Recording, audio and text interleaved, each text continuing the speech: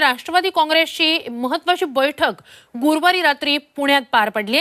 अजित पवारांच्या घरी ही बैठक झाली, ज्याला तटकरे, प्रफुल्ल पटेल, छगन भुजबळ उपस्थित होते।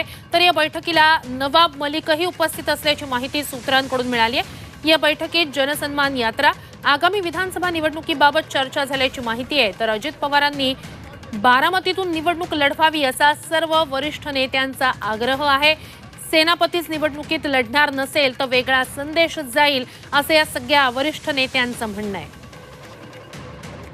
अधिकची माहिती या सगळ्या संदर्भात घेऊया आपले प्रतिनिधी अरुण मेहत्रे यांच्याकडून। अरुण, दोन अत्यंत महत्त्वाच्या या बैठकीतल्या घडामोडी समोर येत आहेत, ते म्हणजे एक नवाब मलिकांची उपस्थिती आणि दुसरं म्हणजे अजित पवारांचं जे कालचं स्टेटमेंट होतं त्याबद्दलच्या प्रतिक्रिया। काय नेमकं झालं बैठकीत?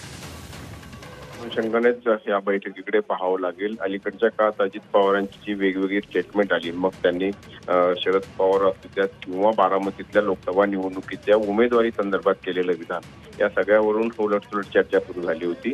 आणि त्यातच काल त्यांनी बारामतीमध्ये आपण आता निवडणूक लढण्यास इच्छुक नसल्याचं म्हटलं होतं। अर्थात त्याचं कारण जय पवारांविषयीचा प्रश्न त्यांना विचारण्यात आला होता।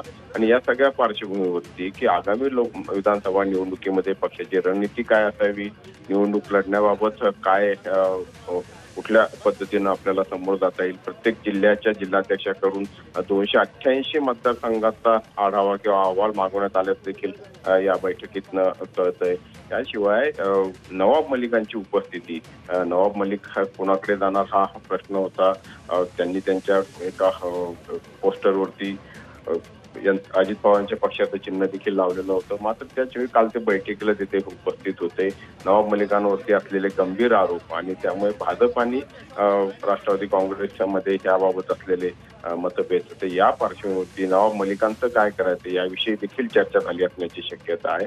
अर्थात आगामी काळातील विधानसभा निवडणुका, पक्षाची प्रतिमा आणि पक्षाला कशा पद्धतीनं रणनीती आपण यश मिळवता येईल या संपूर्ण अनुषंगाने या बैठकीत चर्चा झाल्याची माहिती आहे। नक्कीच।